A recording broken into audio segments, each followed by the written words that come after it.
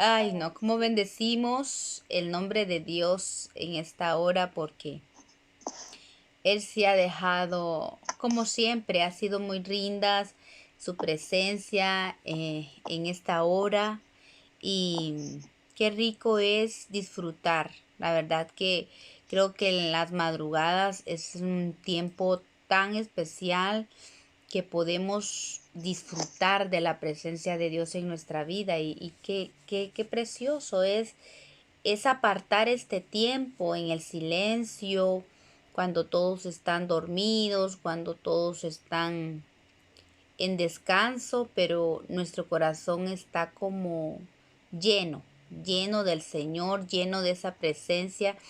Y qué bendición es poder buscarlo a esta hora, hermanas, de verdad. Ha sido una hora o cuánto ya, como 2 horas. 2 horas de estar en la presencia de Dios disfrutando y qué rico. Bueno, hoy vamos para cerrar esta vigilia, vamos a meditar en la... ¿Cuántas iglesias hemos visto ya? Cuatro iglesias.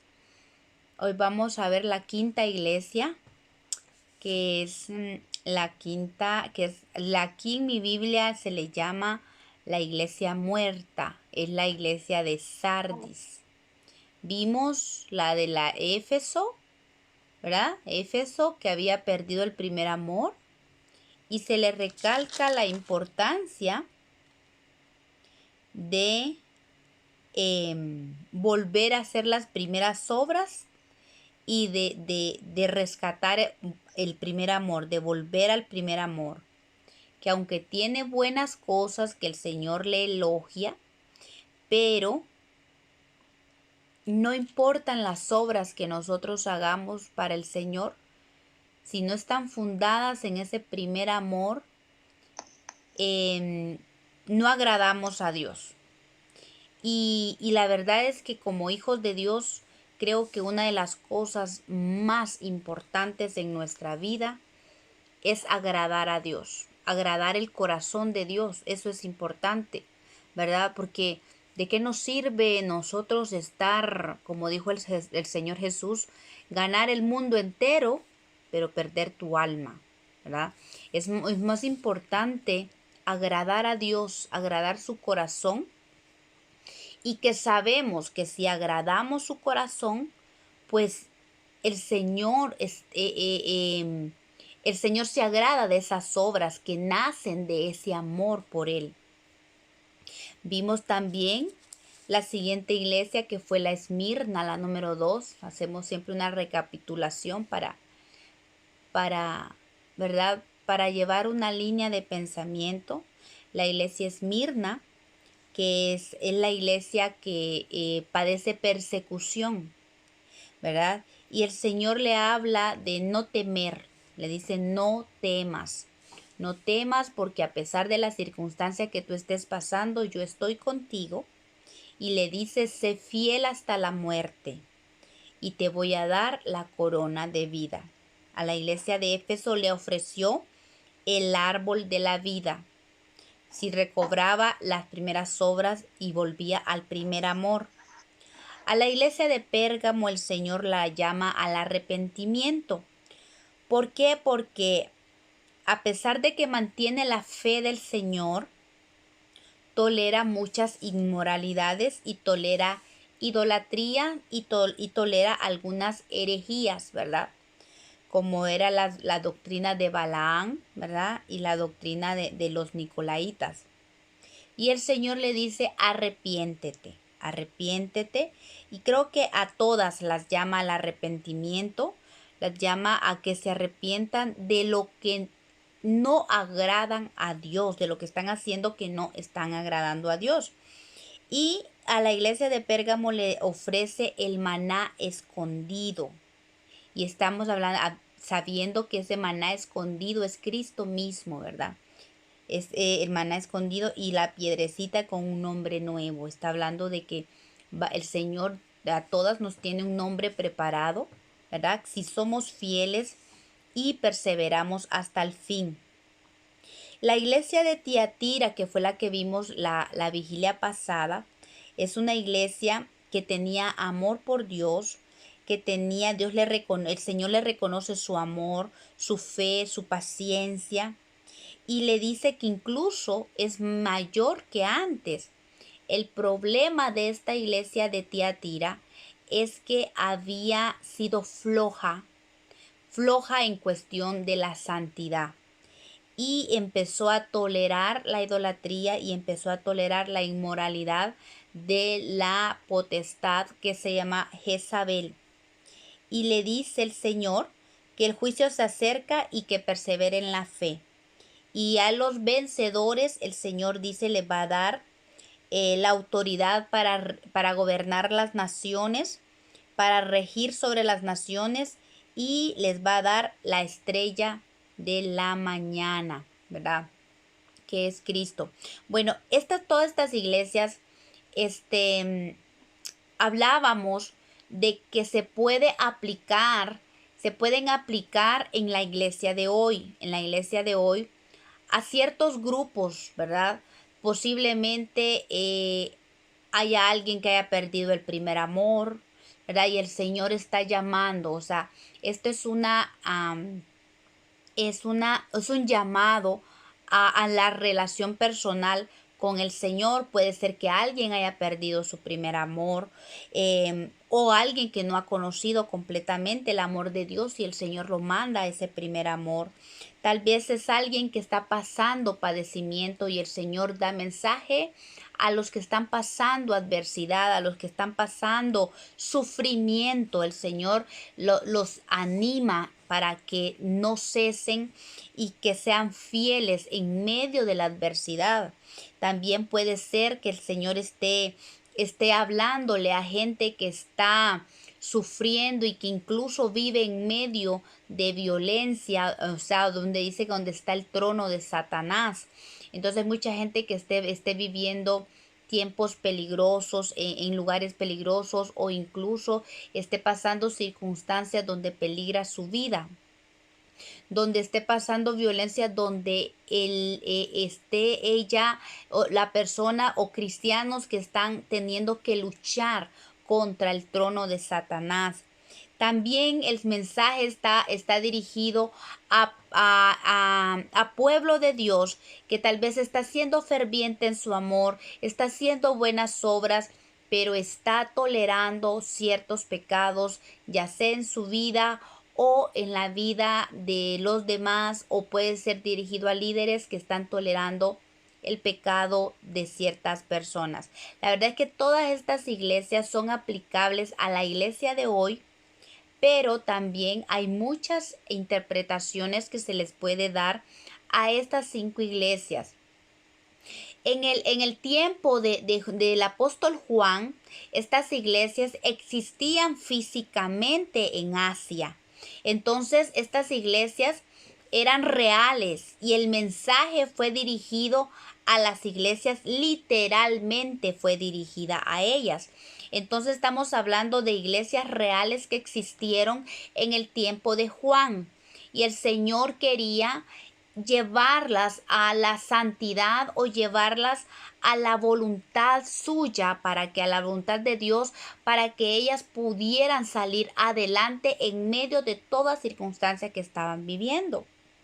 Pero fíjense que también les quería comentar que estas iglesias también se pueden aplicar de una manera histórica, de una manera de línea de tiempo. Por ejemplo, puede aplicarse desde la iglesia del principio, y usted puede, incluso estas iglesias, de repente les voy a conseguir cómo se tiene determinada la línea de tiempo en que vivió cada iglesia. Por ejemplo, del principios del evangelio hasta como el año 100 o 200, dice que se aplica, se establece que era la iglesia de Éfeso. Después hubo un tiempo de la persecución. Fue un tiempo determinado, dicen que se establece que es la iglesia de Esmirna. De allí, cuando empezó la iglesia a permitir y a tolerar las inmoralidades, las herejías, la idolatría, ¿verdad? En el tiempo ya de Constantino, y empezó todo eso, cuando la iglesia se empezó a desviar, ¿verdad? Dice que ese es el tiempo, que fue el tiempo de la iglesia de Pérgamo. Y de allí más adelante, cuando la iglesia se volvió más corrupta, era cuando se establece la iglesia de Tiatira, cuando estaba gobernando Jezabel. Fue un tiempo bien tremendo para la iglesia. Aunque después vino el tiempo de la iglesia de Sardis, que vamos a ver hoy, que fue lo que le llama, la historia le habla, el oscurantismo de la iglesia, porque en ese tiempo la iglesia empezó a morir, parte de la iglesia empezó a morir, y Sardis específicamente habla que significa remanente o lo que ha sobrevivido. Entonces la iglesia de Sardis se establece en el tiempo donde hubo tal oscurantismo en la iglesia que, que duró muchos años, muchos siglos duró, y que se mantuvo un remanente fiel hasta que el Señor empieza a despertarlo. Históricamente estamos hablando desde el tiempo de Martín Lutero, en el año 1856, creo, 76. Ay, no estoy seguro ahorita de la fecha, pero fue en el tiempo de Martín Lutero. Entonces empieza el otro tiempo de las otras dos iglesias. Se dice que ahorita estamos viviendo, en este tiempo están viviendo las dos iglesias últimas, que son las que vamos a ver despuesito, que es la iglesia de Filadelfia y la iglesia de la Odisea. Y que de este grupo de iglesias va a salir que la iglesia bueno, vamos a ver eso, que la iglesia Filadelfia es la que ha arrebatado, y la de la Odisea es la que queda para la gran tribulación. Pero eso lo vamos a ver más adelante. Hoy quiero que nos ubiquemos en la iglesia de Sardis. La iglesia de Sardis. Entonces, dice la palabra de Dios a la iglesia de Sardis, Apocalipsis capítulo 3, verso 1 dice: y escribe al ángel de la iglesia de Esmirna, el primero y el postrero, el que es, perdón, me equivoqué, lo siento, estoy en la iglesia perseguida, perdón. Apocalipsis capítulo 3, 1 dice: escribe al ángel de la iglesia de Sardis, el que tiene los 7 espíritus de Dios y las 7 estrellas, dice esto: yo conozco tus obras, que tienes nombre de que vives y estás muerto. Sé vigilante y afirma las otras cosas que están para morir, porque no he hallado tus obras perfectas delante de Dios. Acuérdate pues de lo que has recibido y oído, y guárdalo, y arrepiéntete. Pero pues si no velas, vendré sobre ti como ladrón, y no sabrás a qué hora vendré sobre ti. Pero tienes unas pocas personas en Sardis que no han manchado sus vestiduras, y andarán conmigo en vestiduras blancas, porque son dignas. El que venciere será vestido de vestiduras blancas, y no borraré su nombre del libro de la vida, y confesaré su nombre delante de mi Padre y delante de los ángeles. El que tiene oído, oiga lo que el Espíritu dice a las iglesias. Bueno, esta iglesia es bien interesante, como les digo, a pesar de que ya se estableció como una iglesia histórica, como una iglesia que vivió en la línea del tiempo de estos 2000 años desde el inicio de la iglesia, pero también se está manifestando dentro del pueblo de Dios hoy en día. Todos los mensajes o los estudios que hemos hecho de estas 7 iglesias las hemos enfocado en la iglesia actual, que son parte o son grupos de la iglesia de que está en todo el mundo, que se está manifestando todas estas 7 iglesias. Puede ser en el ámbito de iglesia o de grupo de pueblo, pero también es un llamado personal a cada uno para que nos examinemos y nosotros sepamos qué está pasando en nuestra vida. Es una forma de examinarnos. Dios mío, veo a la iglesia a la iglesia de Éfeso. Señor, ¿será que yo estoy perdiendo el primer amor o he perdido el primer amor? Son preguntas que nosotros tenemos que ver porque son enseñanzas vividas para hoy, o sea, son enseñanzas que son vida para hoy, para cada uno de nosotros, y es para que nosotros nos examinemos si el Señor está haciendo un llamado personal para cada uno de nosotros. De repente el Señor te está hablando porque eres parte de la iglesia de Esmirna que está sufriendo persecución, pero el Señor le dice: yo he vencido, yo estuve muerto, yo he vencido, y si yo vencí, tú también vas a vencer.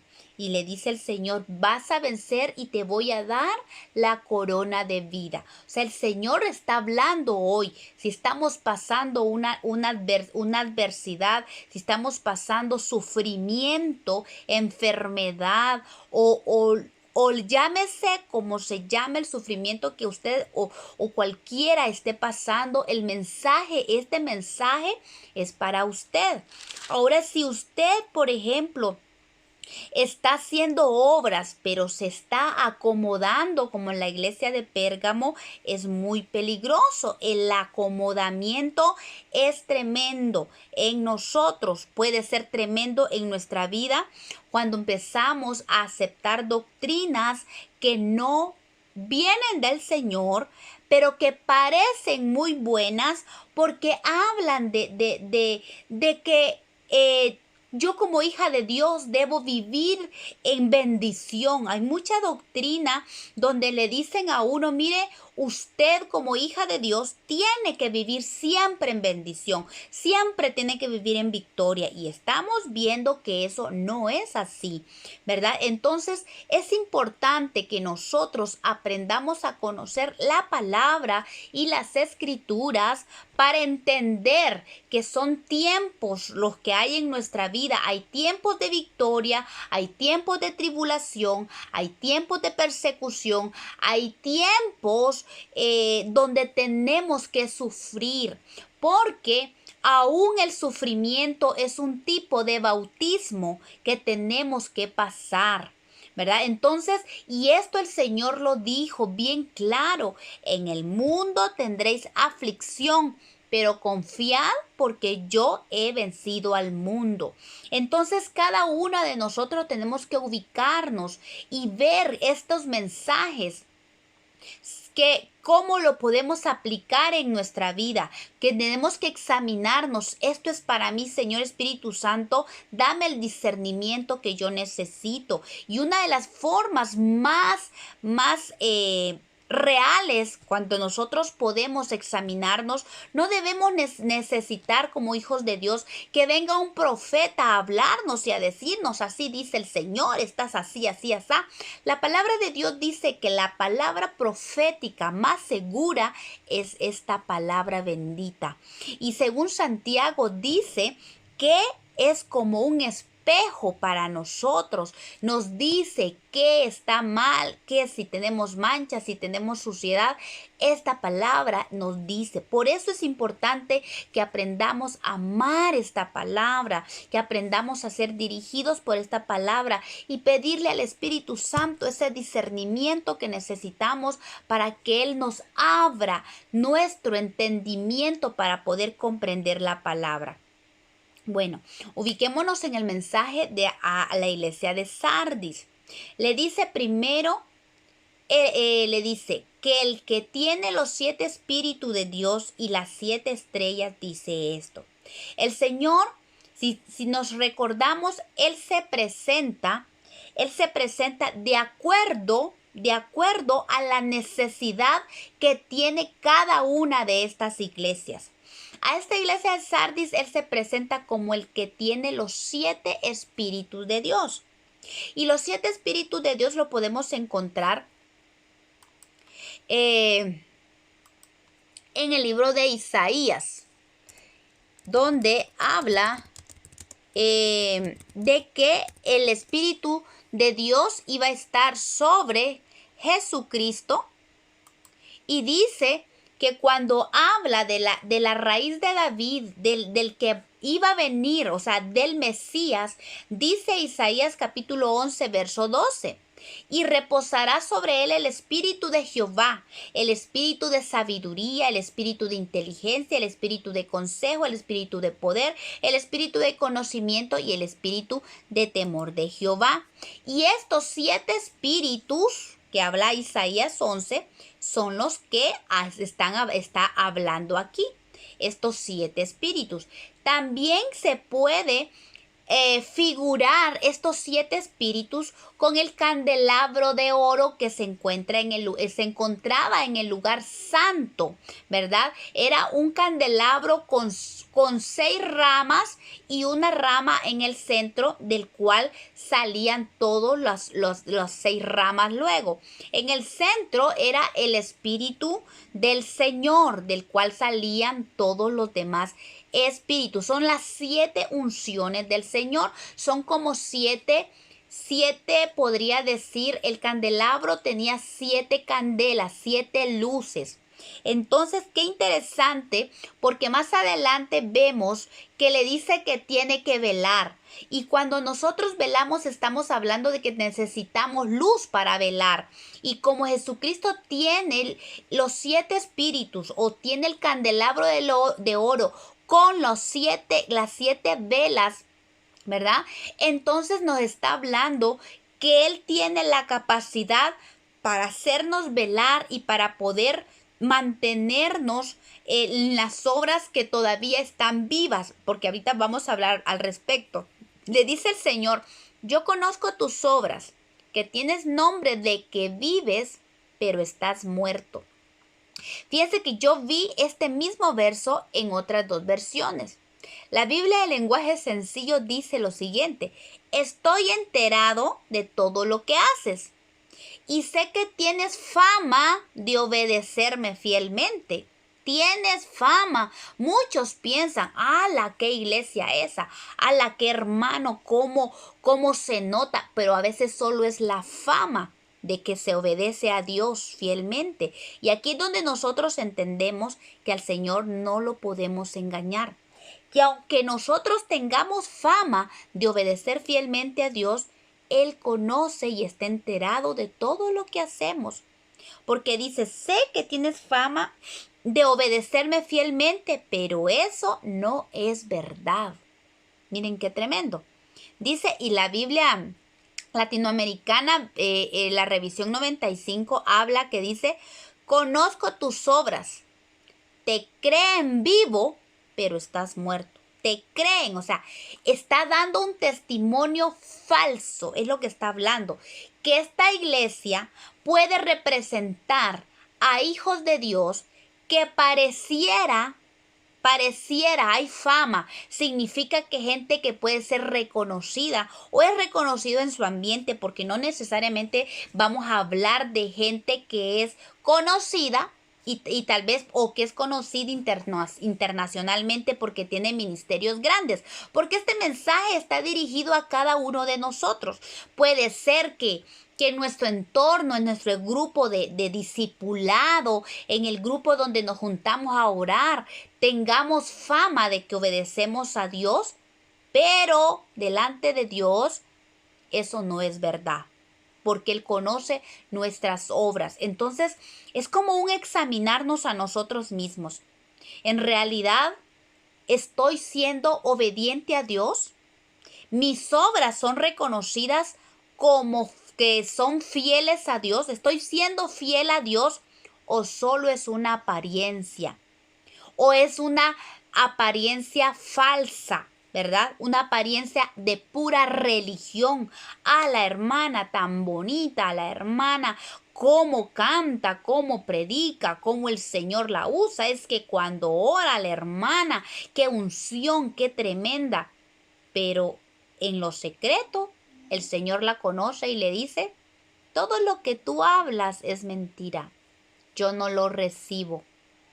¿Por qué? Porque cuando nosotros nos desviamos de la voluntad de Dios, hablábamos la vez pasada de que toda obra que no está basada en la justicia de Dios no cuenta.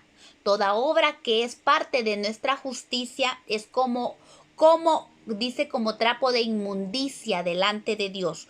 Cuando nuestras obras están basadas en lo que yo creo, en lo que yo considero, no cuentan delante de Dios. Nuestras obras tienen que estar basadas en lo justo, en lo que Dios considera justo. Esas obras si son agradables delante de Dios y esas cuentan delante del Señor. Obras que nazcan de un corazón recto, un corazón que ame a Dios, un corazón que quiera agradar a Dios. Esas obras cuentan delante de Dios.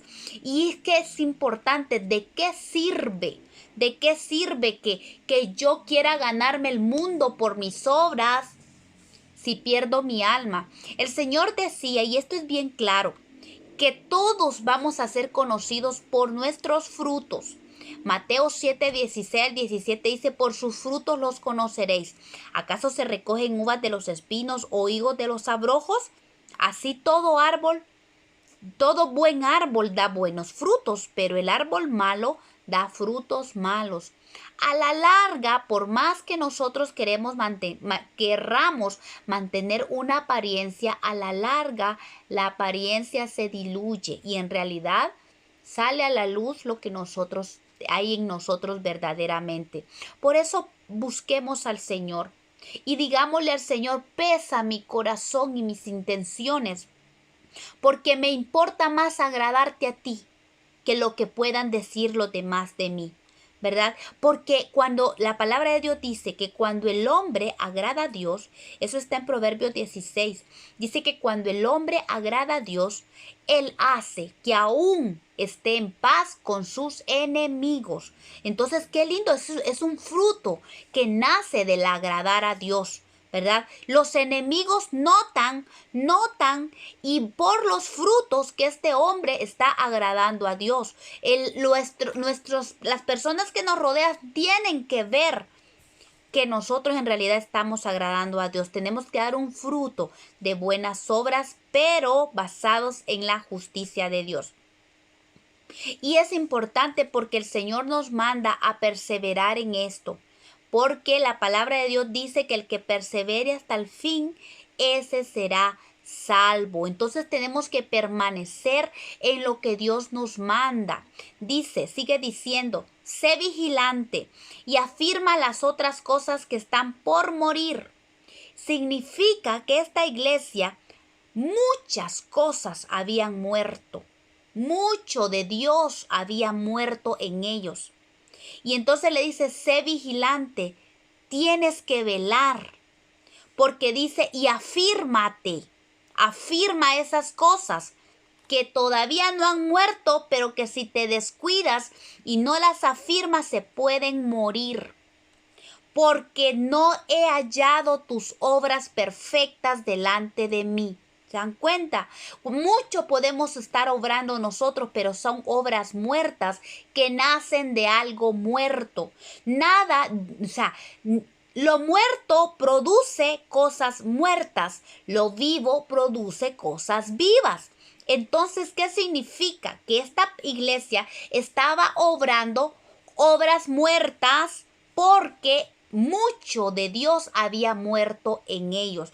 Y esto es bien delicado porque aquí sale algo que en muchas doctrinas se puede decir que es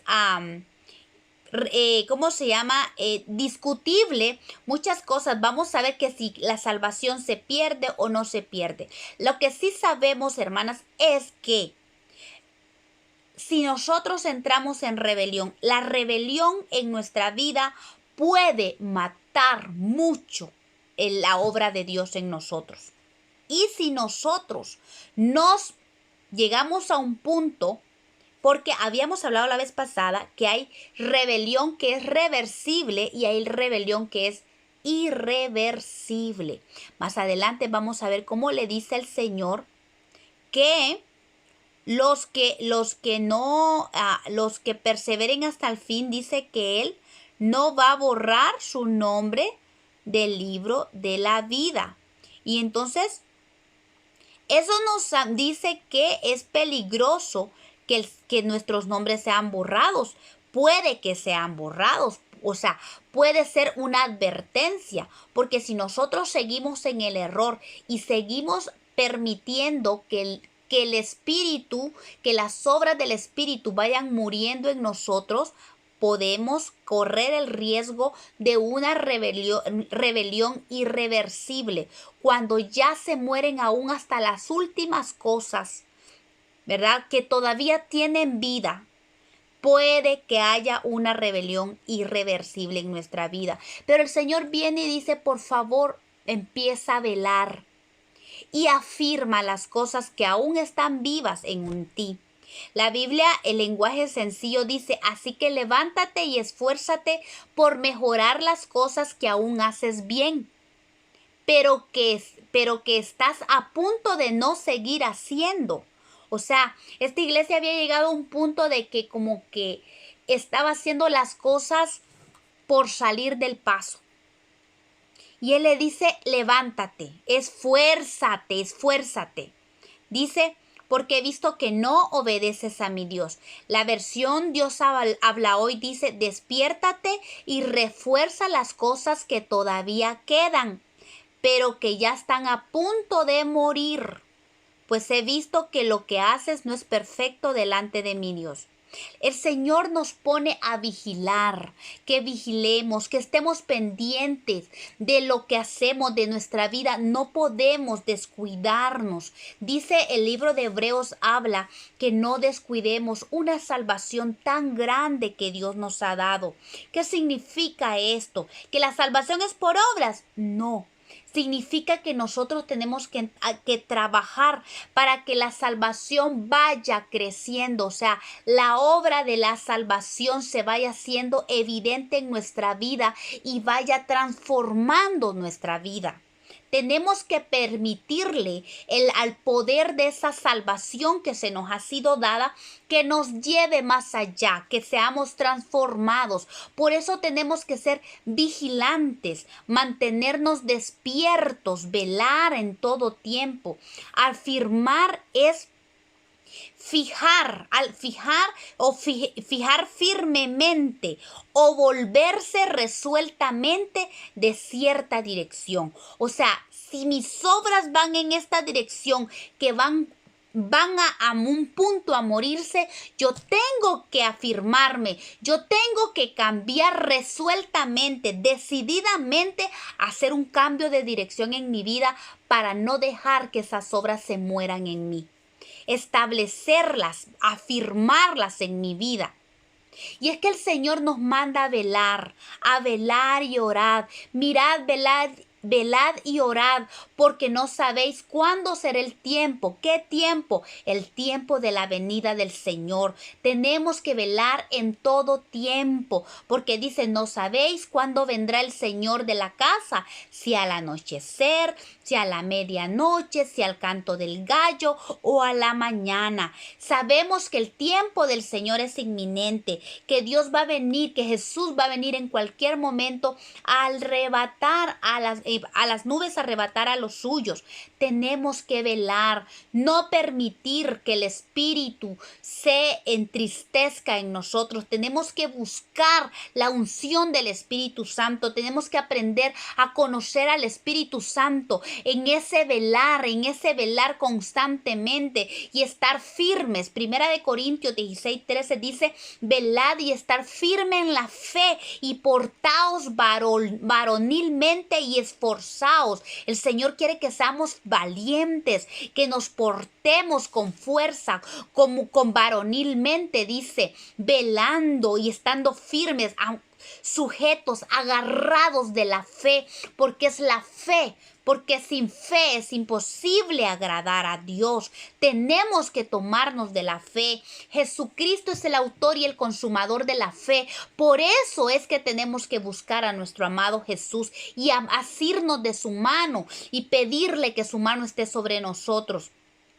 También primera de Pedro 4:7 dice, mas el fin de todas las cosas se acerca. Sed pues sobrios y velad en oración. Sobrios, ser vigilantes, lo que habla. Tenemos que ver, abrir bien los ojos, no estar como en estado de ebriedad, que la gente no sabe qué pasa a su alrededor. El sobrio es aquel que está discerniendo las cosas y entendiendo, levantando las antenitas, conociendo los tiempos que está viviendo, examinando su vida constantemente para evitar que muera el espíritu, o sea, que se apague o entristecer al Espíritu Santo en nuestra vida. Y tenemos que velar en oración, dice. La oración es la mayor arma para avivar el fuego de Dios en nuestra vida. Sed sobrios y velad, dice primera de Pedro 5:8, porque vuestro adversario el diablo, como león rugiente, anda buscando alrededor a quien devorar. Entonces tenemos que hacer caso a la advertencia que el Señor hace a la iglesia de Sardis, a que velemos, a que estemos vigilantes siempre, ¿verdad? Y afirmemos las cosas que están vivas en nosotros. ¿Quién quita que seamos avivados? Pablo le decía a Timoteo, aviva el don que hay en ti. Significa que puede ser avivado. ¿Quién quita sea avivadas esas cosas en nosotros, verdad? Pero solo se puede avivar algo que está a punto de apagarse, pero lo que está muerto puede ser que Dios tenga misericordia y aún pueda resucitar, pero eso es del Señor y en la búsqueda que nosotros tengamos del Señor. Apocalipsis 3:3 dice, acuérdate pues de lo que has recibido y oído, y guárdalo y arrepiéntete. Miren qué importante. Hemos recibido tanto del Señor, hemos oído tanto del Señor, tanta palabra, tanta riqueza de la palabra de Dios, tantos tesoros escondidos, tantos remas preciosos de la palabra. En este tiempo es tiempo de revelación, es tiempo que hay palabra revelada por muchos líderes de Dios. Pero dice, acuérdate de lo que has recibido. ¿Por qué olvidarse de la palabra de Dios? A veces las circunstancias que vivimos nos ciegan los ojos y no nos permiten ver o recordarnos de las obras que Dios ha hecho en nuestra vida. Pero el Señor nos manda a decir y dice, acuérdate. Significa haz remembranza de lo que has oído, de lo que has recibido. Hemos recibido los dones del Espíritu, hemos recibido la gracia de Dios, tenemos disponible la misericordia, tenemos disponible el amor, la fidelidad de Dios en nuestra vida. No olvidemos, no dejemos que las circunstancias que nos rodean nos hagan olvidar lo que Dios ha hecho por nosotros. Dice, acuérdate de lo que has recibido, de lo que has oído y por favor atesora eso. Es importante que nosotros atesoremos la gracia de Dios en nosotros, la justicia de Dios, la verdad, que la atesoremos, que la atemos en nuestro corazón. Y el Señor manda y dice, arrepiéntete. Tenemos que arrepentirnos de desperdiciar lo que Dios nos da. Tenemos que arrepentirnos y ponernos a velar, Señor, perdón por lo que ya he permitido que muera en mi vida, pero lo que aún tengo vivo, yo quiero avivarlo, yo quiero velar, porque dice, si no vendré sobre ti como ladrón y no sabrás a qué hora vendré sobre ti. Entonces, ¿qué necesitamos? Esa luz de los 7 espíritus, esa luz del candelabro de oro, esas 7 luces, esa luz para que nosotros aprendamos a velar, porque no se puede velar en oscuridad. La oscuridad nos hace dormir. Pero si hay luz, podemos velar. Por eso el Señor se presenta como el que tiene los 7 espíritus, como el candelabro de oro, como la presencia del Espíritu de Dios. Necesitamos el fuego, la luz del Espíritu Santo en nuestra vida para que aprendamos a velar, para que la venida del Señor no nos encuentre como el ladrón que no sabe, dice, y porque no sabrás, si tú no velas, no vas a saber que el Señor va a venir como ladrón y no sabrás a qué hora va a venir. Pero si nosotros le pedimos al Espíritu Santo que avive el fuego de Dios en nosotros, vamos a poder saber. No nos va a agarrar desapercibida la venida del Señor. Vamos a estar velando, vamos a estar esperando su venida. Y en eso que velamos y esperamos su venida, nosotros vamos a estar avivando el don de Dios en nosotros. Tenemos que estar buscando al Señor, agradar a Dios, buscar el propósito de Dios para nosotros, para esta vida y para la eternidad. Buscar la voluntad de Dios para caminar conforme a ella. Y luego le sigue diciendo, pero tú tienes unas pocas personas en Sardis que no han manchado sus vestiduras.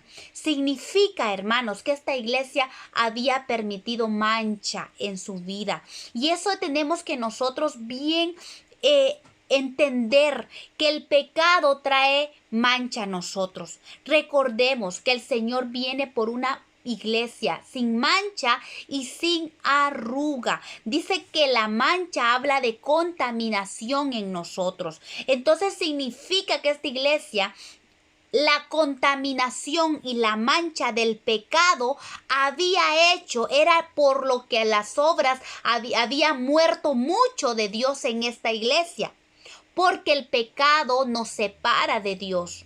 La paga del pecado, dice la Biblia, es la muerte. La mancha de nuestra vida, el pecado trae muerte a nosotros. Y si nosotros no nos arrepentimos de nuestros pecados y le permitimos al Señor que limpie nuestras vestiduras, vamos a morir poco a poco, de manera de alejarnos de Dios de tal manera que, como les decía, puede ser una rebelión irreversible, y eso es bien delicado. Por eso le dice que esta iglesia ha mantenido ciertas personas, por eso se llama remanente. Esta iglesia Sardis significa remanente, la gente que ha sobrevivido a la contaminación, a la mancha. Y esto es bien aplicable a la iglesia de hoy, porque hay tanta basura en el mundo, tanta ideología en el mundo, tanta ideología humanista que mancha nuestras vestiduras, que tenemos que tener cuidado de estar lavando nuestras vestiduras, lavando nuestros pies, porque en nuestro caminar no solo se manchan nuestros pies, se ensucian nuestros pies, sino que también nuestras vestiduras pueden ser manchadas. Tenemos que estar pendientes, tenemos que permitirle y clamar al Señor que esté lavando nuestras vestiduras, que aleje la contaminación. Tenemos que poner de nuestra parte y caminar por la senda de la santidad. Si nosotros caminamos la senda de la santidad, allí no nos vamos a contaminar. Tenemos que ser sabios y tenemos que ver cómo andamos, como sabios y no como necios, dice la palabra de Dios. Jesús dijo que el que está lavado no necesita sino lavarse los pies, pues todo está limpio. Pero ¿qué es lo que limpia nuestra vestidura? La palabra de Dios. El agua de la palabra de Dios es el que nos limpia, la que nos purifica. Dice que Él nos escogió desde antes de la fundación del mundo para que fuésemos santos y sin mancha delante de Él. Tenemos un propósito en Cristo, y es que seamos santos sin manchas delante de Él. Entonces tenemos que luchar, tenemos que clamar a Dios para que nuestras vestiduras no se ensucien, para no contaminarnos. Tenemos que clamar al Espíritu Santo para que nos enseñe la senda de santidad y caminar en esta senda de santidad. La justicia de Dios es la que nos encamina hacia la santidad de Dios, porque Efesios 5:25 dice que Cristo amó a la iglesia y se entregó a sí mismo por ella para santificarla, habiéndola purificado, dice, en el lavamiento del agua, miren, por la palabra, a fin de presentársela a sí mismo una iglesia gloriosa, que no tenga mancha ni arruga ni cosa semejante, sino que fuese santa y sin mancha. Vuelve a recalcar, sin mancha. El Señor no quiere que tengamos mancha.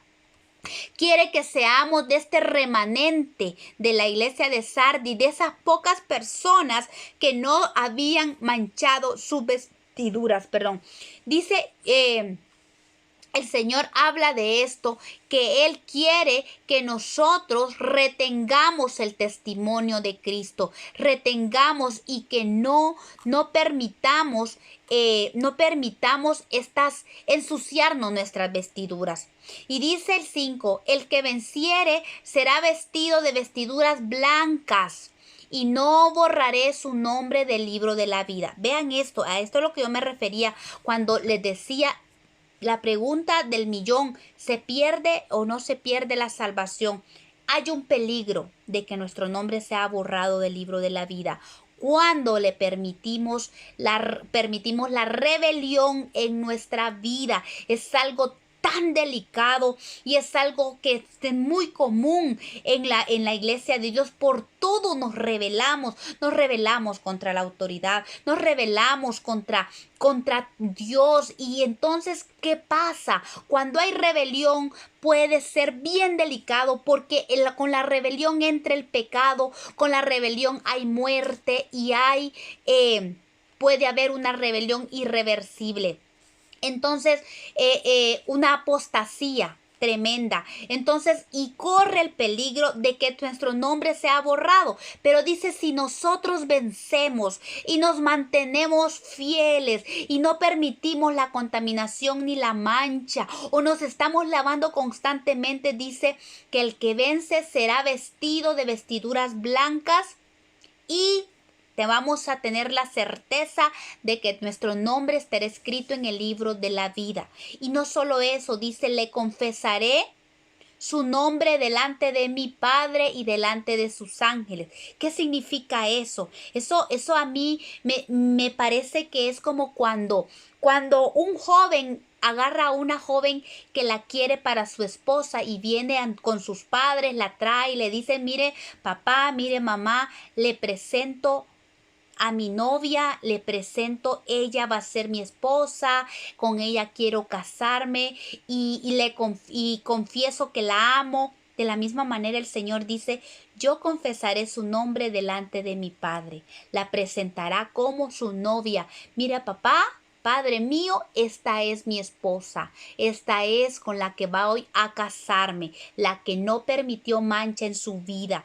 Por eso con nosotros, si queremos ser esa novia, tenemos que buscar la santidad y no permitir esas manchas en nuestra vida. Y no solo, miren esto, el Señor la va a presentar a su novia delante del Padre y delante de los ángeles. Miren, vengan, les presento a mi esposa, a mi futura esposa, a mi novia. Entonces, qué importante, hermanas. Termina esto diciendo: el que tiene oído, oiga lo que el Espíritu dice a la iglesia. Tenemos que pedirle al Señor que nuestros oídos sean abiertos a la voz del Espíritu. Necesitamos pedir: Señor, abre mis oídos porque yo quiero escucharte. Yo quiero saber, yo quiero conocer cuando tú me reprendas. Yo quiero saber cuando tú me digas: hijo, vas bien, vamos, ánimo, porque el Espíritu Santo está ahí con nosotros. Vamos, vas bien, adelante, nos anima, nos levanta. Y cuando nosotros nos desviamos: no, hijo, hazte para acá, vente para acá, por favor, corrígete. Por eso es importante, hermanos, hermanas, que nosotros tengamos oídos abiertos al Espíritu. Recordemos lo que dijo Jesús, que Él era el buen pastor y que sus ovejas oyen su voz y lo conocen la voz del pastor. Tenemos que pedirle al Señor que nuestros oídos sean abiertos para que escuchemos su voz y reconozcamos cuando Él nos habla y cuando no es la voz del pastor, ¿verdad? Para ser corregidos, para ser alentados, para que caminemos y seamos fieles al Señor en todo. Entonces, hermanas, esta es la palabra de Dios y este es el estudio de hoy. Este es el consejo para esta noche, para que el Señor nos levante, para que busquemos de Dios y anhelemos su Espíritu Santo. Porque mire con qué termina: el que tiene oído, oiga lo que el Espíritu dice a las iglesias. Pero si nosotros no aprendemos a conocer al Espíritu Santo y a conocer su voz, es muy peligroso. Por eso anhelemos la persona del Espíritu Santo, anhelemos conocerlo más y clamemos y busquemos a Dios por conocerlo, porque solo conociéndolo a Él y aprendiendo a oír su voz es que vamos a salir vencedores en Cristo Jesús. Amén.